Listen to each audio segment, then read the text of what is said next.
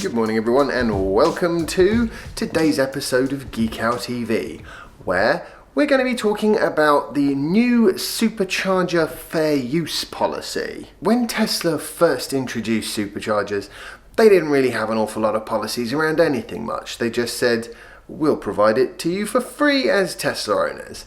Now, as the company has grown and the customer base has ballooned, they're starting to look at actually introducing a bit more of a structured approach. I think what we'll do is we will continue this discussion at an actual supercharger.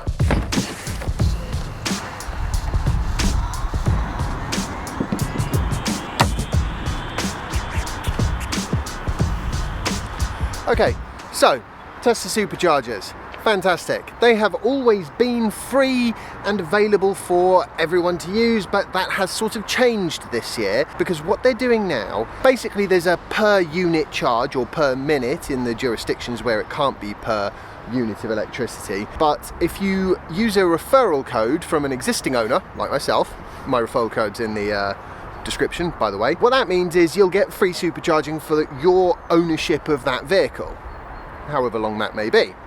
When I bought this car, it was free supercharging for the life of the vehicle. It didn't matter who you sold it on to. Now it seems like Tesla, in an effort to try and maintain the primary purpose of superchargers, which is enabling personal long distance travel, has introduced this fair use policy. And what that basically is trying to do is exclude commercial use of superchargers, so that when owners like myself turn up at the supercharger, it's like this, you know, free and available for the most part. Because if you're going to have a 40-50 minute charging stop, the last thing you want is to have to wait 40-50 minutes for somebody else to finish charging first.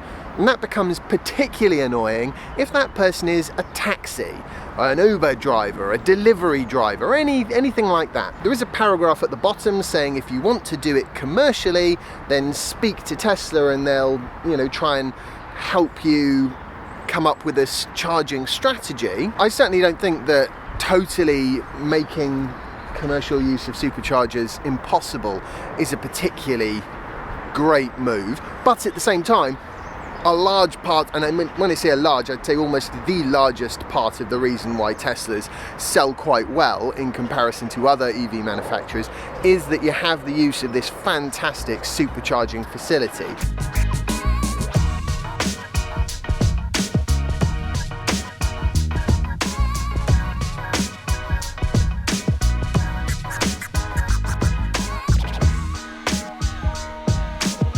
So in that respect, Tesla do have to do something in order to maintain the utility of the network, because there's a lot of Model 3s coming, and when there's a queue of Model 3s and other Teslas, Model S, Model X, it's going to be a really big thing actually keeping this network usable without Tesla going bankrupt trying to expand it. Let's be honest, at the beginning when there were low numbers, it was okay if you had taxi companies using it and things like that. It's a totally different kettle of fish once you've got Model 3 and a much wider adoption, and already the superchargers are getting much busier. I'd say this is the third car that's turned up in the 20 minutes I was driving. I could see there was one stall in use. When I got here there wasn't a stall in use. Now of course there's two.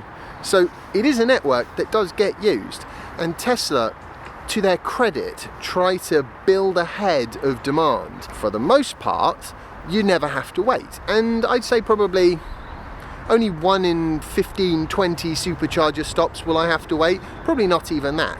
So far, they've done a fantastic job. It's always been the way with Tesla. They seem very good at sticking to their word. They told me when I bought this car that this car would get free supercharger use forever, for whatever I wanted to use it for. And that is still the case. One small caveat though, I suppose now, is if I was to sell it on to someone else, that other person wouldn't be able to make commercial use of the superchargers. But I think that's fair enough, and that's the thing. These policies that Tesla introduces are almost always fair enough. They're very good at that. What was I saying about superchargers getting heavily used? Brilliant. Well, I hope you've enjoyed today's episode of Geek Out TV. If you have, remember to like it and share it and subscribe and all that good stuff. And I will see you in the next episode. Bye.